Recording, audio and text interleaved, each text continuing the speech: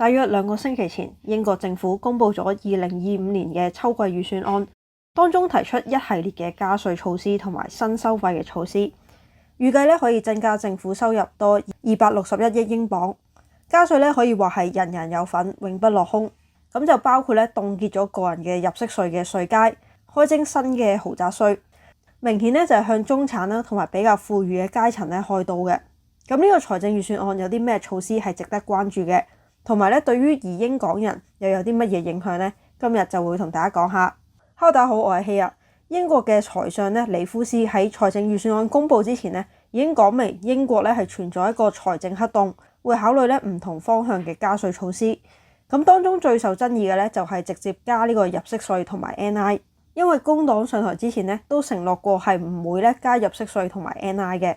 最終而家宣布就係凍結個人入息稅嘅稅階。但變相都係一種隱形嘅加稅。而家英國入息稅嘅稅率，個人嘅免稅額就係12,570英鎊，高過免稅額即係12,571英鎊，到5萬幾英鎊嘅稅率就係20%，上去就係40%，超過15萬鎊嘅稅率就係45%。咁呢個稅率本身係會凍結去到27-28年度再考慮調整嘅，但而家就會再延長3年。直接凍結去到2030到31年度。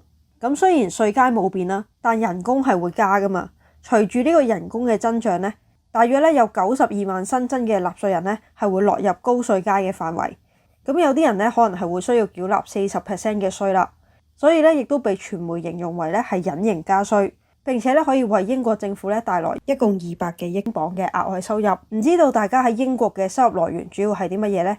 係人工啊，定係自己開公司做生意、做自僱人士，或者係買樓投資收租呢？如果你係有一間英國公司嘅，咁都需要一個英國嘅商業戶口。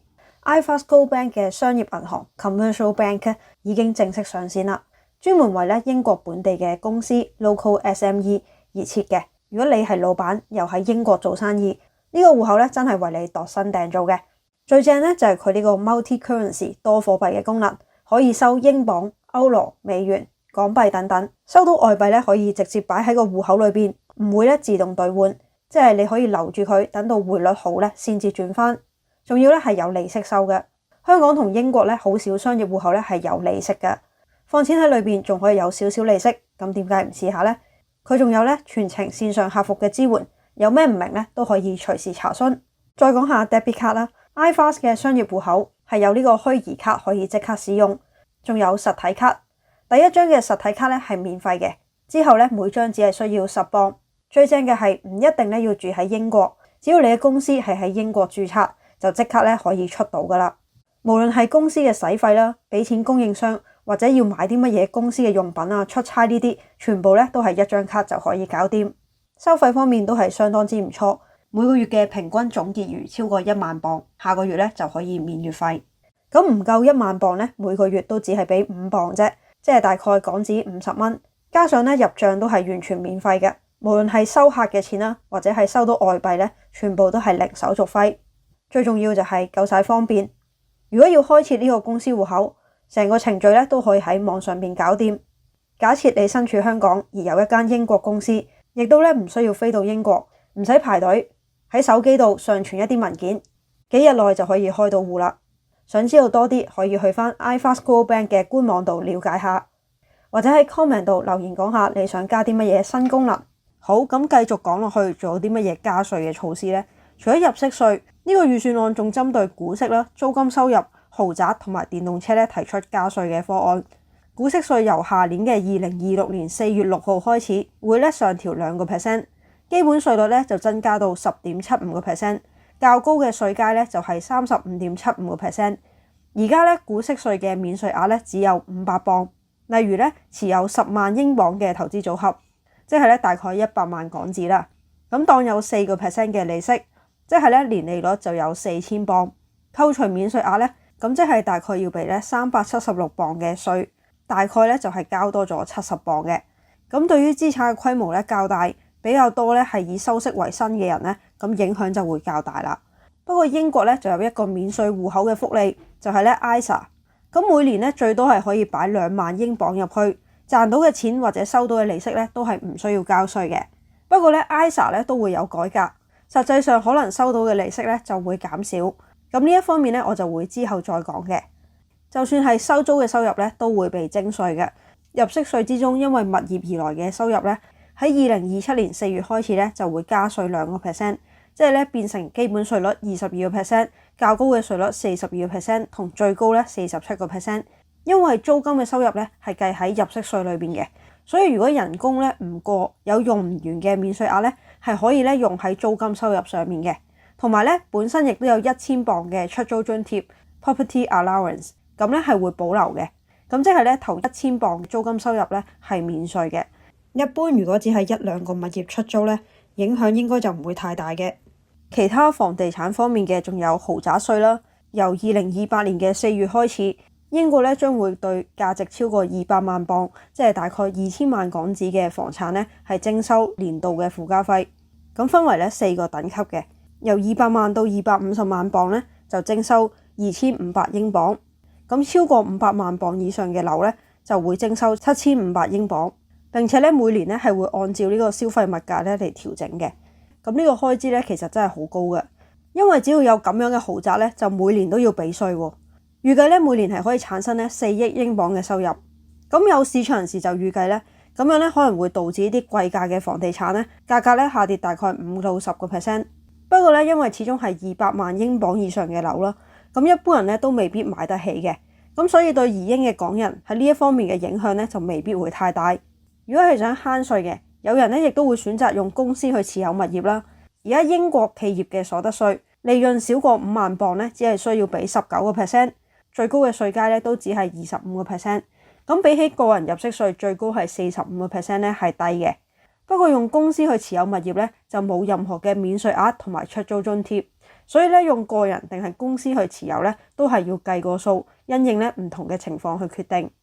另外英國政府咧仲提出喺2028年開始咧對電動車同埋咧油電混合嘅車咧徵收咧里程嘅基準費，因為咧多咗人用電動車。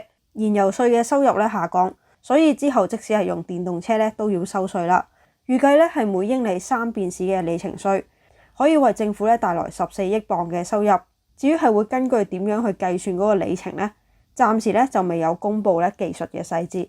跟住就講下 ISA 方面啦。今次嘅預算案宣布咧 ，ISA 嘅年度免稅額仍然係2萬磅，咁好似咧係冇少到咁樣，但實質嘅用法咧就明顯係收緊咗。由2027年嘅4月6號開始 ，Cash ISA 每年供款上限咧就會降到12000磅，因為 Cash ISA 係最簡單嘅，好似咧活期同埋定期存款咁樣，只要擺錢入去咧就可以收到利息噶啦。好似咧 iFAST Gold Bank 都有 Cash ISA 嘅，而家佢哋英鎊嘅年利率就係3.25%，咁大家咧都可以把握而家呢啲時間咧，用盡個 Cash ISA 嘅限額，將啲錢咧放入去收息嘅。去到2027年咧，呢個 Cash ISA 嘅限額咧降到得翻12000英鎊，咁剩翻嘅8000英鎊就要咧擺入 Stock and Share ISA， 一定咧係要買股票、基金等等嘅投資產品，間接咧就係逼你去承擔更多嘅市場風險。對於未有股票 ISA 嘅朋友咧，就可以睇下 IB 盈透證券，咁可以喺 IB 英國嘅官網咧喺呢一度揀翻股票 ISA， 裡面咧係可以交易英國、美國同埋歐洲等咧唔同市場嘅股票，賺到錢咧亦都係免稅嘅。可以咧喺 IB 官網喺呢一度咧揀翻股票 ISA， 咁咧就開翻戶口。另外呢一個 Life ISA 咧亦都會改革。而家 Life ISA 嘅好處咧就係市民每年咧最多可以存入4000磅，政府咧就會俾多25% 嘅津貼，即係咧1000磅入個戶口，可以咧供到50歲。而呢一筆錢咧就可以用嚟咧做首次置業，或者60歲退休之後攞翻。不過政府話咧而家就研究緊可能用另一個嘅 ISA 計劃去取代咧呢個 Life ISA， 主要咧就係用嚟支持咧首次置業，而咧就唔會再有而家呢個退休儲蓄嘅功能啦。雖然講咗咁多加稅嘅措施咧，但都唔係完全冇加到福利嘅。不過對於 BNO Visa 移英嘅港人咧，喺未成為 PR 之前咧，都係咧未可以用到呢啲福利嘅。咁包括咧就係廢除咗咧兩子嘅限制啦。綜合福利金咧對於第3個同埋以上嘅小朋友咧，都係可以有同樣嘅福利。大約有56萬家庭咧係可以直接受惠。仲有就係再次咧凍結呢個燃油稅，咁揸車嘅呢，負擔呢可能就會少返啲啦。好啦，咁今日影片呢就嚟到呢一度。如果係喺英國嘅話呢，唔同嘅稅項可能多多少少呢都會影響到你嘅生活。如果有啲乜嘢係我冇提及嘅，或者想我詳細講下，都可以喺下邊留言，大家一齊討論下。鍾意我影片記得 Like、Subscribe、Share。我哋下條片再見，拜拜。